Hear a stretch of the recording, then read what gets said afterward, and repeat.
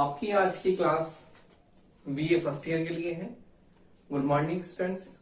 BA first year में जो आपके पिछली कक्षाओं में टॉपिक हमने किए थे, तो हमने उसमें आपका जो सेकेंड यूनिट है उसमें राजनीतिक व्यवस्था आपका इंट्रोड्यूस किया था और आपके पिछली कक्षाओं में फर्स्ट यूनिट आपका पूरा हो गया है और आपका सेकेंड यूनिट है। उस सेकेंड यूनिट में आपका टॉपिक आज है राजनीतिक व्यवस्था।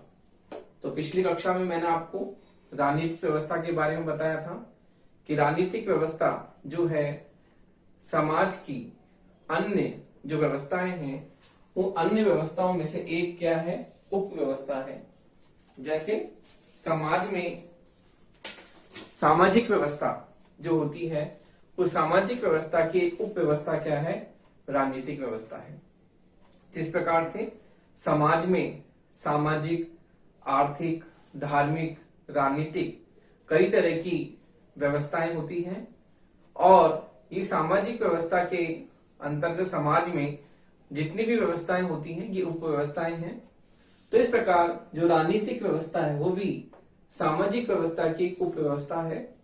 और पिछली कक्षा में मैंने आपको बताया था कि किस प्रकार से जो है राजनीतिक व्यवस्था का मतलब है राजनीतिक क्रियाएं, राजनीतिक अभिक्रियाएं, इनसे जो भी इसका संबंध है राजनीतिक संस्थाओं, राजनीतिक व्यवस्थाओं से इसका संबंध है। जैसे कि सामाजिक व्यवस्था का संबंध समाज में होने वाले क्रियाकलाप, सामाजिक गतिविधियों से संबंधित है सामाजिक व्यवस्था का। आर्थिक व्यवस्था का आर्थिक क्रियाकलापों, आर्थिक व्यवस्था से संबंध है। धार्मिक व्यवस्था का धार्मिक विश्वास, धार्मिक मान्यताएं, धार्मिक जो भी बिलीफ्स हैं, धार्मिक रीति रिवाज, उनसे उसका संबंध है। इस प्रकार से राजनीतिक व्यवस्था का संबंध जो भी राज्य व्यवस्थाएं हैं, सरकार है, शासन व्यवस्था है, किस प्रकार से संचालित होती है, किस प्रकार से इसमें शासन की महत्वपूर्ण गतिविधियां, शासन की क्रियाविधि, शासन के कार्य संचालन, सरकार का किस प्रकार से जो होता है संरचना होती है, ये सब इसमें शामिल होती है। तो देखिए राजनीतिक व्यवस्था समाज की एक उप व्यवस्था है और इसके बारे में मैंने आपको पिछली कक्षा में बताया था कि राजनीतिक व्यवस्था जो है बहुत ही किस प्रकार से जो है सबसे पहले सामाजिक व्यवस्था में से ही अन्य व्यवस्थाओं में से ये व्यवस्था निकली है। और इसके बारे में आपको ये बताया था कि ये जो है सामाजिक व्यवस्था की सामाजिक व्यवस्था में से एक उप व्यवस्था है।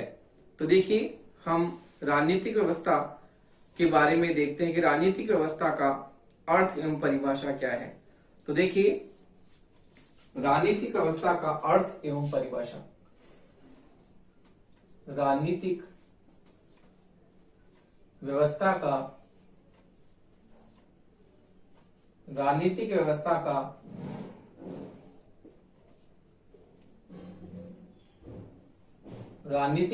का अर्थ एवं परिभाषा हम एक बार फिर वापस से समझ लेते हैं कि इसका अर्थ परिभाषा क्या होती है। राजनीतिक व्यवस्था का अर्थ एवं परिभाषा एक बार पुनः हम देख लेते हैं क्या है। तो देखिए परंपरागत राजनीति विज्ञान द्वारा जिसे राज्य एवं सरकार कहा गया उसे ही आधुनिक राजनीति विज्ञान में परंपरागत राजनीति विज्ञान में जिसे राज्य कौमा सरकार, राज्य सरकार या शासन व्यवस्था,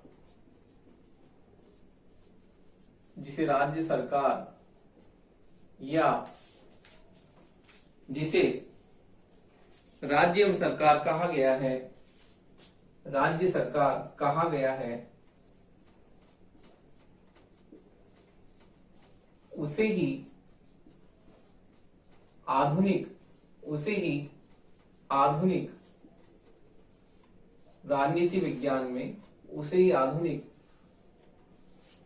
राजनीति विज्ञान में, उसे ही आधुनिक राजनीति विज्ञान में राजनीतिक व्यवस्था, राजनीतिक व्यवस्था कहा गया है। परंपरागत राजनीति विज्ञान में जिसे राज्य सरकार कहा गया है उसे ही आधुनिक राजनीति विज्ञान में राजनीतिक व्यवस्था कहा गया है।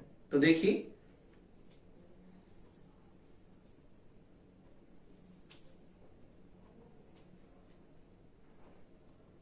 देखिए परंपरागत राजनीति विज्ञान में जिसमें हम केवल औपचारिक संस्थाएं की बात करते हैं, राज्य और सरकार को ही इसमें शामिल करते हैं, लेकिन आधुनिक राजनीति विज्ञान में इसका जो दायरा है वो बहुत ही व्यापक है और जिसे हम राजनीतिक व्यवस्था कहते हैं उसमें इसके कार्य क्षेत्र में हम शक्ति, सत्ता, वैधता, इस प्रकार से जो भी अनौपचारिक संस्थाएं हैं वो सब इसके अध्ययन क्षेत्र में शामिल होती है। तो देखिए परंपरागत राजनीति विज्ञान में जिसका संबंध राज्य और सरकार से ही हम लेते हैं, लेकिन आधुनिक राजनीति विज्ञान में इसका आशय हम है शक्ति, सत्ता, वैधता और जो है अनौपचारिक संस्थाएं जो भी है धर्म, जाति, वर्ग, दबाव समूह आदि संस्थाओं का अध्ययन भी हम इसमें शामिल करते हैं। तो इसलिए आधुनिक राजनीति विज्ञान में इसका जो दृष्टिकोण है वो बहुत ही व्यापक हो जाता है परंपरागत क्षेत्र की तुलना में, क्योंकि परंपरागत केवल राज्य और सरकार से ही संबंधित रखता है, केवल औपचारिक संस्थाओं को ही जो है इसके क्षेत्र में शामिल करता है, जबकि आधुनिक राजनीति विज्ञान में हम औपचारिक के साथ साथ अनौपचारिक संस्थाओं को शक्ति, सत्ता, वैधता और जिस प्रकार से अनौपचारिक संस्थाएं धर्म, जाति, वर्ग, दबाव समूह आदि की क्या भूमिका है राजनीति विज्ञान में, इन सब का हम जो है अध्ययन इसमें शामिल करते हैं। तो इस प्रकार से इसका जो अध्ययन क्षेत्र है वो व्यापक है। तो देखिए रॉबर्ट डहल के अनुसार राजनीतिक व्यवस्था मानव संबंधों का ऐसा दृढ़ रूप है। रॉबर्ट डहल के अनुसार इसकी परिभाषा है, रॉबर्ट डहल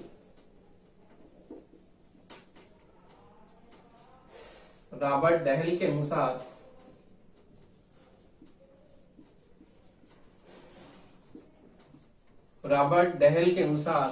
राजनीतिक व्यवस्था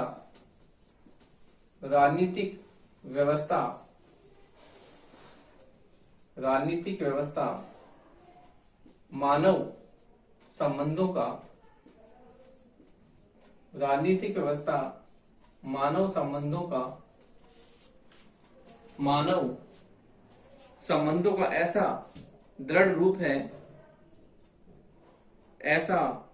रूप है जिसमें पर्याप्त मात्रा में ऐसा दृढ़ रूप है, मानव संबंधों का ऐसा दृढ़ रूप है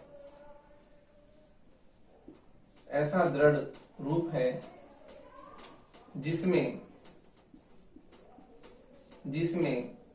नियंत्रण,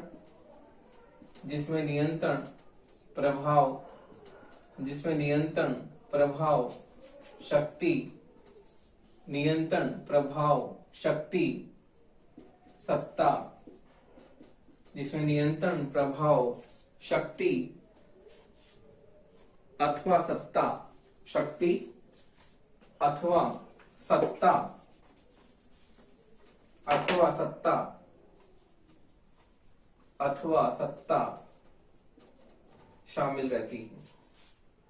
अथवा सत्ता शामिल रहती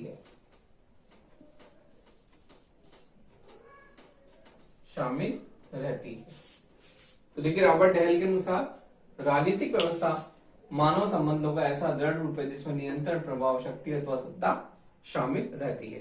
तो इस प्रकार रॉबर्ट डहल ने राजनीतिक व्यवस्था का जो दृष्टिकोण, जो इसका विषय क्षेत्र लिया है वो परंपरागत राजनीति विज्ञान से व्यापक है, जिसमें शक्ति, सत्ता, नियंत्रण, प्रभाव और आदि जो अनौपचारिक संस्थाएं हैं उनको इसने राजनीति विज्ञान के अध्ययन क्षेत्र में शामिल किया है। इस प्रकार से हम देखते हैं कि राजनीतिक व्यवस्था जो है अपने दृष्टिकोण में किस प्रकार से जो नई और अन्य तत्वों को इसमें शामिल करती है और इसका दृष्टिकोण जो है वो परंपरागत राजनीति विज्ञान से व्यापक है। तो देखिए डेविड ईस्टन ने जो है डेविड ईस्टन के अनुसार हम इसकी परिभाषा देखते हैं वो क्या है। तो देखिए डेविड ईस्टन के अनुसार राजनीतिक व्यवस्था डेविड ईस्टन के अनुसार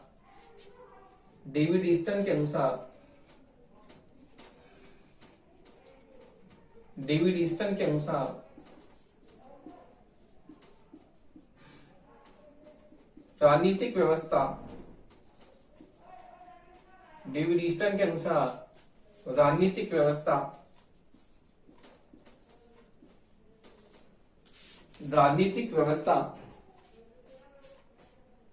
किसी समाज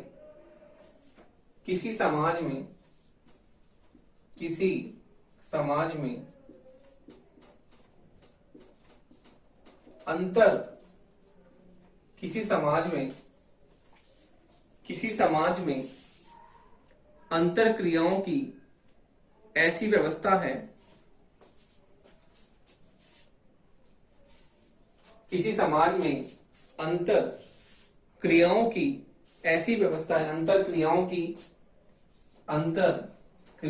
की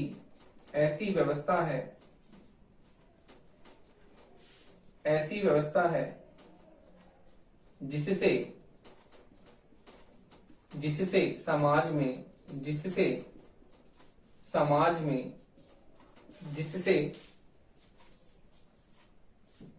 जिससे समाज में मूल्यों का सत्तापूर्ण तथा बंधनकारी वितरण किया जाता है, जिसके द्वारा समाज में मूल्यों का सत्तापूर्ण तथा बंधनकारी जिससे समाज में मूल्यों का सत्तापूर्ण तथा बंधनकारी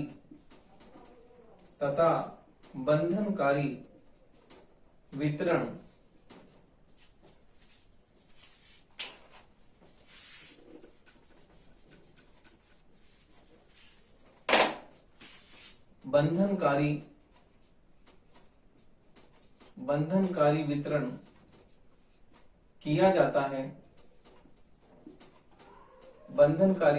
किया जाता है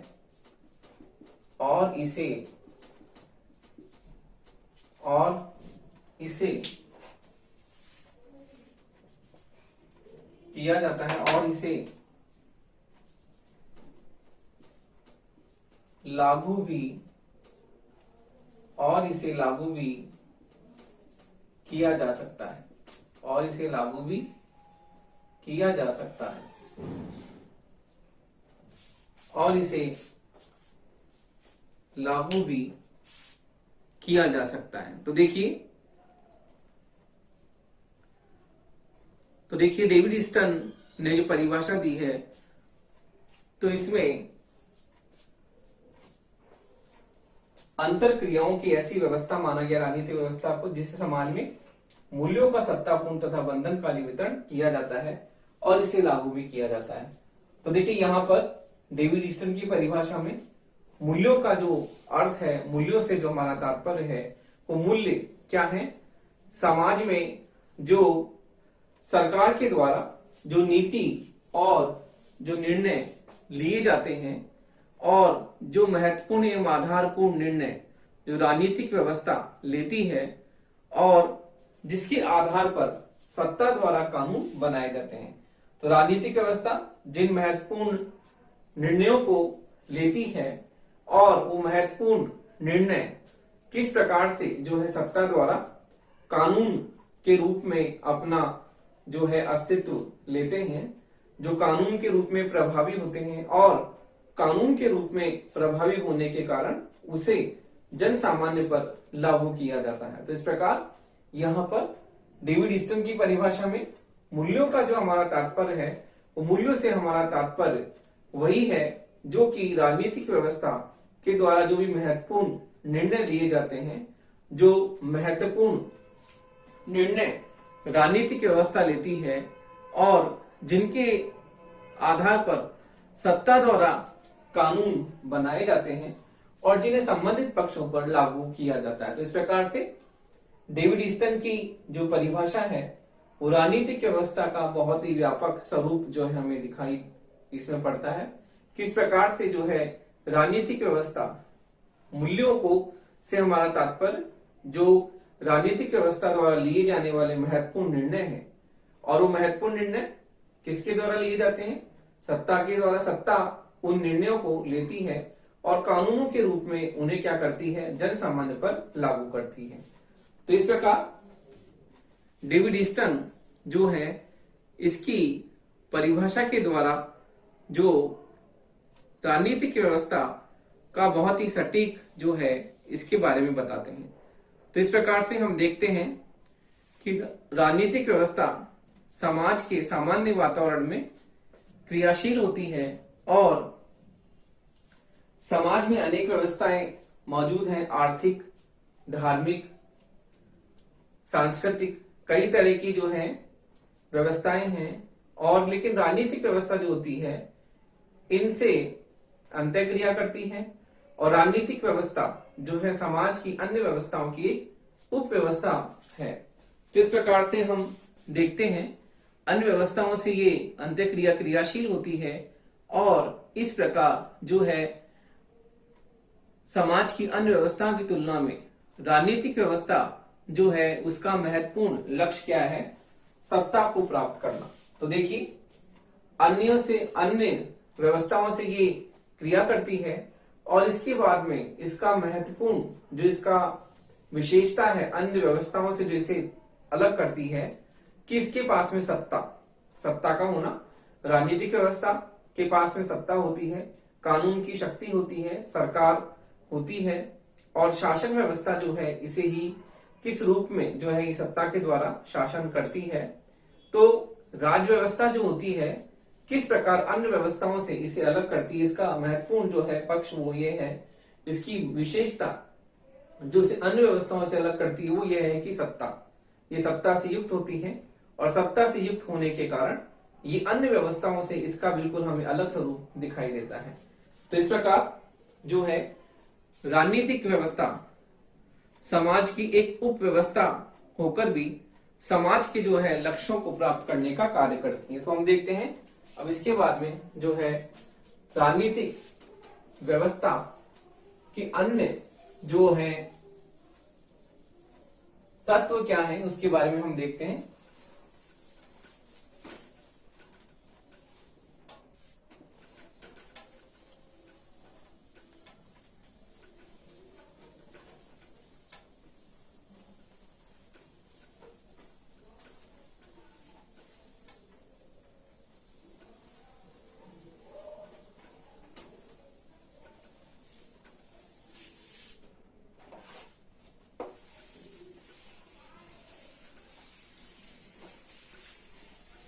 तो देखिए इन परिभाषाओं और अर्थ के बाद में हम देखते हैं कि राजनीतिक व्यवस्था जो है वो अन्य समाज की व्यवस्थाओं की उप व्यवस्था होने के बावजूद भी जो है समाज का महत्वपूर्ण जो है घटक जो है इसे प्राप्त होता है और इस प्रकार जो ये है समाज के लक्ष्यों को प्राप्त करती है। तो राजनीतिक व्यवस्था के प्रमुख गुण अथवा पहलू क्या है हम देखते हैं। राजनीतिक व्यवस्था के प्रमुख गुण,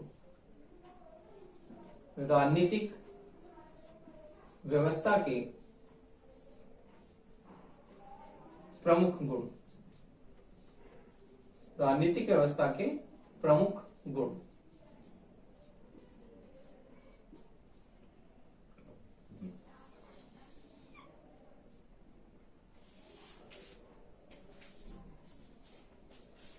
देखिए राजनीतिक व्यवस्था से गुण से हमारा मतलब है कि राजनीतिक व्यवस्था के लक्षण, राजनीतिक व्यवस्था के जो आधारभूत लक्षण क्या है उसमें हम देखते हैं। आमंड एवं पावेल ने राजनीतिक व्यवस्था के आमंड आमंड एवं पावेल ने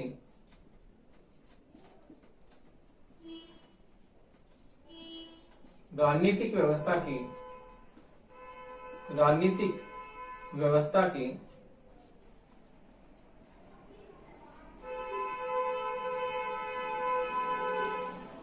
निम्न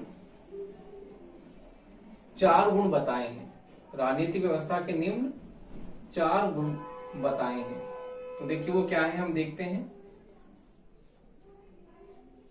पहला जो गुण है, लक्षण है, वो है औचित्यपूर्ण सत्ता अथवा वैध बाध्यकारिता।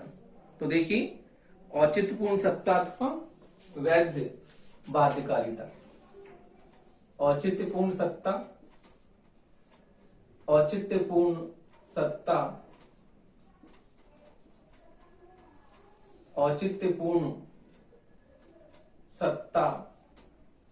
अथवा वैध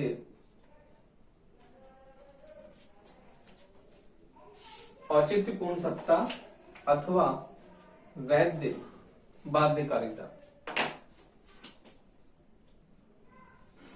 वैध बाध्यकारिता।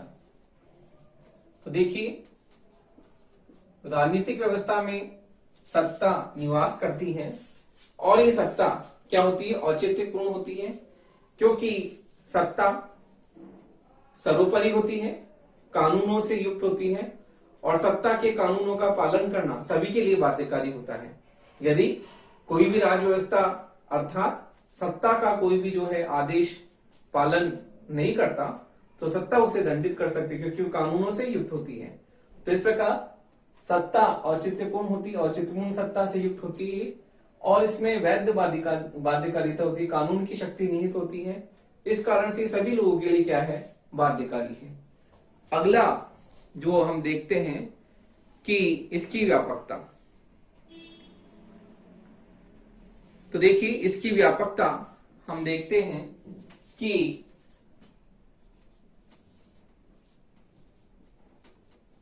हमने पहले पॉइंट में देखा कि वैध बाध्यकारिता है कि ये जो है सभी जन सामान्य पर इसके निर्णय जो होते हैं लागू होते हैं और किस प्रकार से ये सभी के लिए बाध्यकारी है।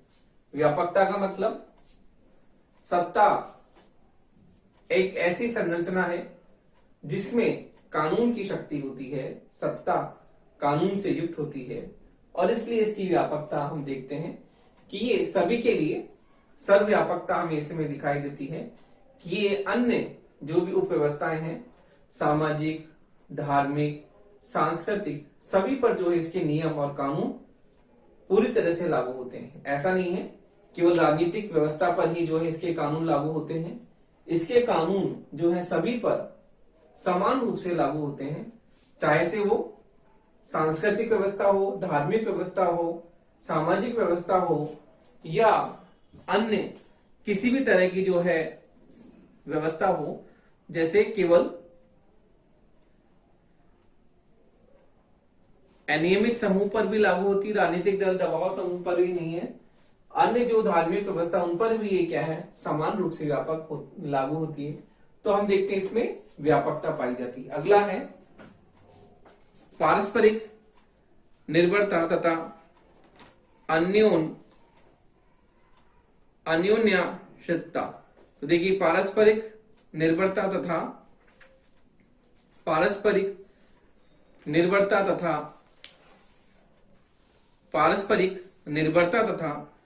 अन्योन्याश्रितता। तो देखिए हम देखते हैं पारस्परिक निर्भरता किस प्रकार से इसमें देखने को मिलती है।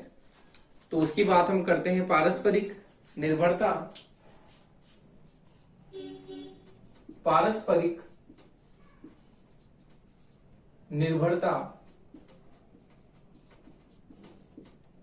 तथा अन्योन्याश्रितता। देखिए पारस्परिक निर्भरता इसमें देखने को मिलती है किस प्रकार से जो है राजनीतिक व्यवस्था अन्य व्यवस्थाओं पर आश्रित होती है जैसे देखिए,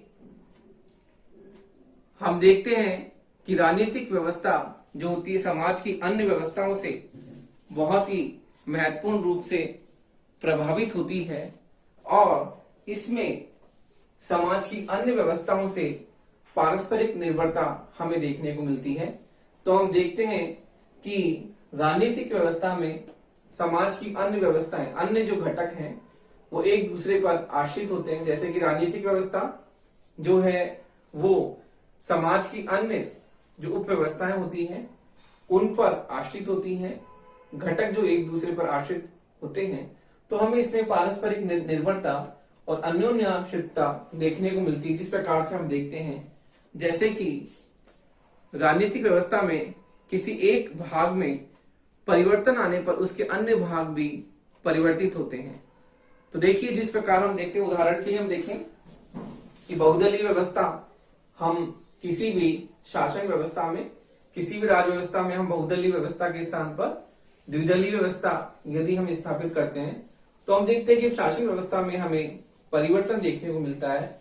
तो हमें देखते हैं कि किस प्रकार से शासन में हम परिवर्तन करने पर हमें पूरी तरह से परिवर्तन देखने को मिलता है। तो हम ये देखते हैं कि इसमें जो है, यदि राजनीतिक व्यवस्था परिवर्तित होती है तो हम देखते हैं कि प्रशासनिक व्यवस्था भी राजनीतिक व्यवस्था से पूरी तरह से प्रभावित होती है और राजनीतिक व्यवस्था में मौजूद जो आर्थिक समूह जो होते हैं वो भी अंतःक्रिया करते हैं। तो इस प्रकार से हम देखते हैं कि यदि हम राज्य व्यवस्था में परिवर्तन करते हैं तो प्रशासनिक व्यवस्था, उसके साथ साथ आर्थिक व्यवस्था, उदाहरण के द्वारा मैं आपको समझा रहा हूं। तो इस प्रकार से हम देखते हैं कि एक व्यवस्था में परिवर्तन होने पर दूसरे जो अन्य व्यवस्थाएं जो होती हैं एक दूसरे पर आश्रित होने का, उनमें भी परिवर्तन क्या होता है, सहज रूप से होता है। तो इसलिए हम देखते हैं कि राजनीतिक व्यवस्था में पारस्परिक निर्भरता तथा अन्योन्याश्रितता पाई जाती है। अगला पॉइंट है सीमाओं का अस्तित्व। तो देखिए, सीमाओं का अस्तित्व हमें इसमें देखने को मिलता है कि सीमाओं का अस्तित्व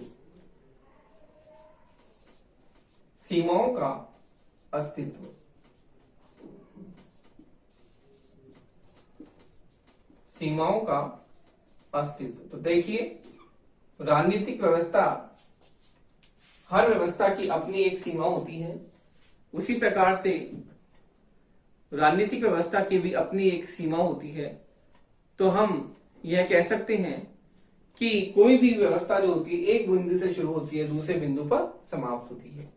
तो इस प्रकार से सीमाओं का अस्तित्व हम देखते हैं कि जो अन्य उप व्यवस्थाएं हैं उनमें भी कोई सी भी व्यवस्था हम देख लें, हमें उसमें एक निश्चित जो है सीमा देखने को मिलती है कि एक निश्चित बिंदु से शुरू होती है और एक निश्चित बिंदु पर समाप्त होती है। तो इस प्रकार से आमंड एवं पावेल ने राजनीतिक व्यवस्था के निम्न लक्षण बताए हैं: औचित्यपूर्ण सत्ता अथवा वैध बाध्यकारिता, व्यापकता, पारस्परिक निर्भरता तथा सीमाओं का अस्तित्व।